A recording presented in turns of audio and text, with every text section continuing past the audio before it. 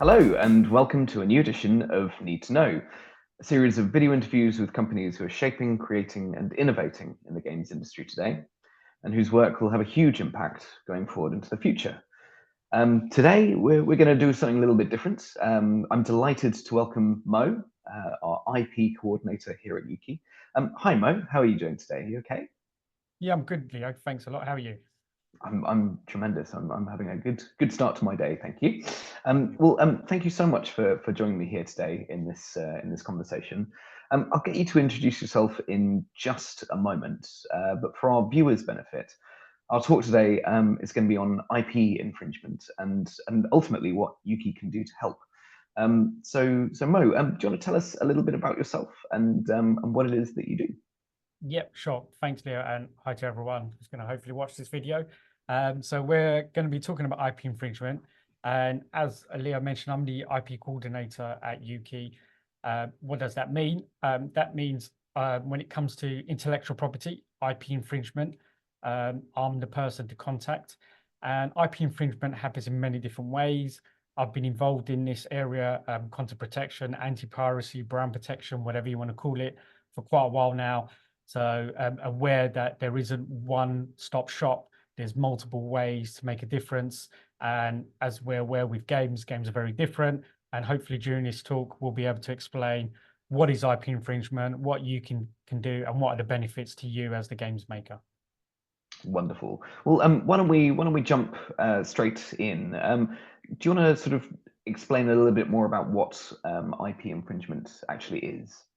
Yeah, sure. So IP infringement is where someone is making a copy of your game or any other asset or content associated with that. So obviously, the traditional way we look at IP infringement is making available a copy of the game. But if your game's online or it's an app, it's a little bit more difficult to copy. So people will find other ways to infringe your IP. So, for example, with apps, it could be that they make a copy or clone game where they're using particular assets from your game. It could be characters, screenshots. It could be the name of the game or some similarities. With an online streaming game, it could be a case of actually they're going to try and make fraudulent allegations or make available items or currency, etc., to the game.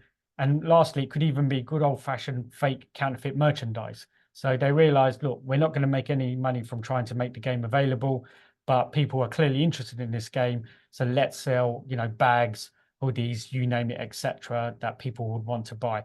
So that's where IP infringement kicks in. Obviously, you've worked really hard to build that game, the brand, the image, etc. And what we're trying to do is stop people profiting from it. Because the bottom line is none of that money goes back to you. Yeah, absolutely. And I suppose as well some unfair competition as well on top of that. Exactly. Yeah. So we all work hard to make games. We all work hard to protect games. These guys are literally just sitting there. It's the same as someone copying your homework at school. It's not fair. They're getting away with it. You do all the hard work. And there's also, it could affect the brand's image as well. So, for example, if people are buying key codes online and they don't work, they're going to contact your customer support and say, hang on a minute, I've paid for this. It's not working. But yeah, obviously, it was a fraudulent purchase, nothing to do with you. And suddenly it's your game or company that gets the bad image, all because there are, these nasty people trying to, make money off of you, etc. So there is a detriment to the company. Also, there's less money coming into the company in the current climate where people are losing jobs. Potentially there are jobs being lost because the full amount of revenue that a game can generate is not going back to that game's company. It's going to the bad guys who are profiting from it. So there's that also element to factor in as well. Yeah, absolutely. So ultimately, is IP infringement the same as piracy then? Yeah, if I in a way like to call it still piracy because I've been involved in piracy as I call it for a very, very long time, and I'm old enough to remember going to school and having a CDR full of games that you would then go home and play. So that's what I would call is your traditional type of piracy. So we still get that with PC games and with some of the console games where you can use a circumvention device. But IP infringement really covers everything. So as mentioned there, account selling, key codes, currency, etc., merchandise. So that's really the umbrella name that we give. But if someone ever asks me what do I do, I go after the pirates. It's a strange way, it's a strange name, but it's that association that we have that someone is doing something wrong. Obviously, using IP, it sometimes scares people. They don't really understand what it means. I always feel for most people, if you tell them that they're doing something wrong, they may not stop, but at least they'll know. And that's a good starting point, really. So piracy has that connotation, and that's why we do look at that. But we also, as I mentioned, look at the other ways that IP is infringed. Absolutely, and I guess as well, we've kind of touched on this already, but there's a perception sometimes that that this kind of activity isn't harming anyone. Is that true in your opinion? Yeah, I mean, I think we all grow up because it's digital, it's online. You're not going into the sweet shop and selling, picking up a box or sorry, a handful of, sweets, etc. So, you're not really harming anyone. But yeah, you are. And the bottom line is there are people who are going to potentially lose jobs. And it could even be a student. I still remember working in a supermarket, stacking CDs or games.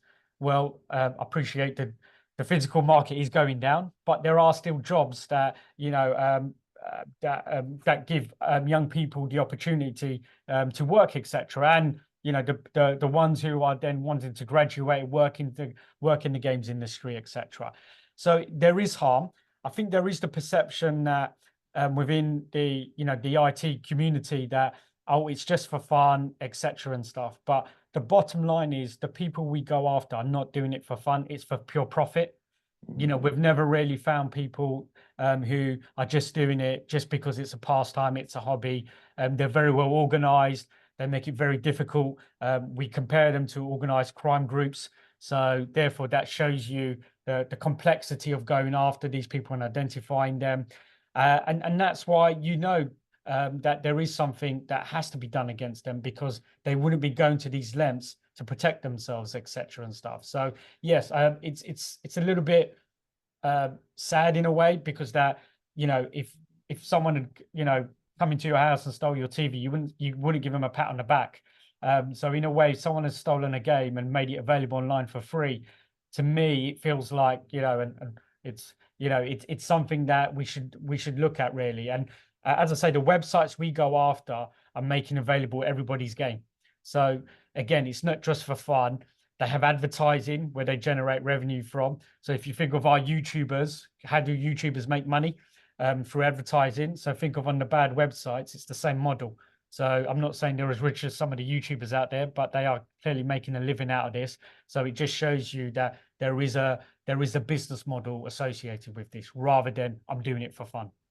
Yeah, absolutely. It's definitely a lot more organized and extensive than perhaps people might have considered in the past, perhaps.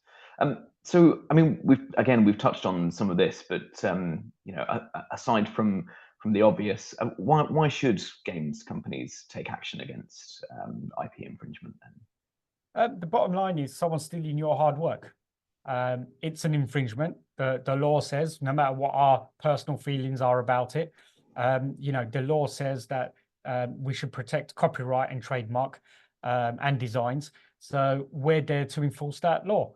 And what we want to do is make the UK the best place, not just to make games, but to protect your IP. And we're very fortunate because we work with the Intellectual Property Office, we work with law enforcement and other stakeholders.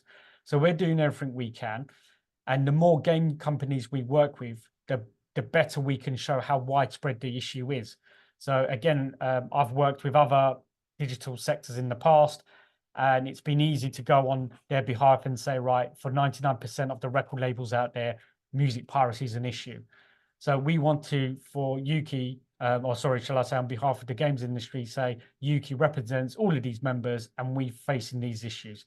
So therefore, not only will the stakeholders help us, but also some of these platforms. So if we are going to a social media or a marketplace platform, we can say that we're representing all of these companies. It's the same issue for all of them, and we want to make a difference.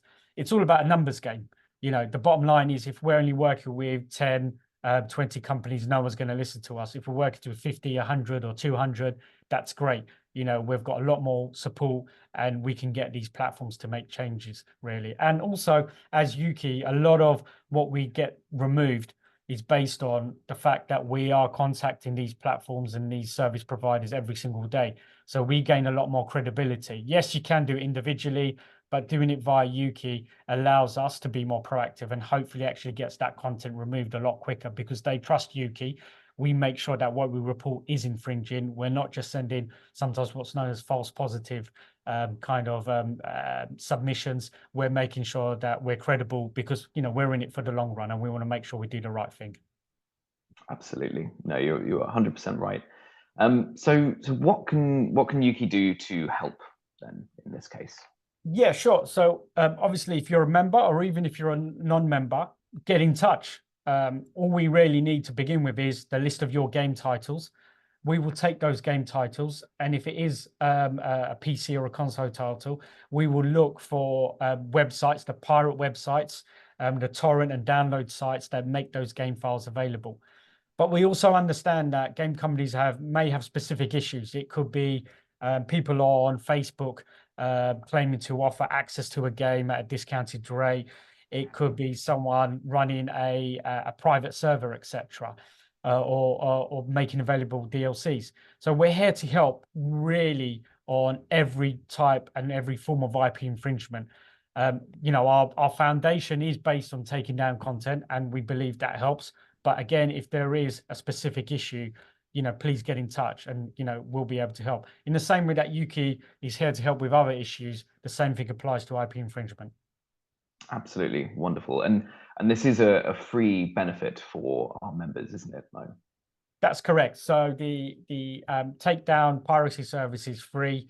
Majority of the other services that we offer, we can offer for free. Obviously, if something becomes a little bit more extra work, then we would charge for it. But compared to other service providers who operate, we will offer a better discounted rate because you're a Ukie member. And as I say, you're helping us and yourself fight the good fight. And therefore, we're making a difference, by submitting on behalf of lots of members rather than just one or two. We're here to help all game companies. That's why we want to work with you. Absolutely. Definitely stronger together and with a louder, bigger voice altogether. Fantastic. Well, Mo, thank you so much for talking to me today. I really, really appreciate it. It's given us lots of things to consider for the future, and I hope it's provided a little bit of demystification around the IP services that Ukie provides. Fantastic. Well, thank you so much, Mo. Appreciate it. And thank you today for our audience who have tuned in to catch this video. There's plenty of other need to know videos out there on our Ukie TV channel on YouTube. And thanks so much for enjoying this one, and more soon. Thank you so much.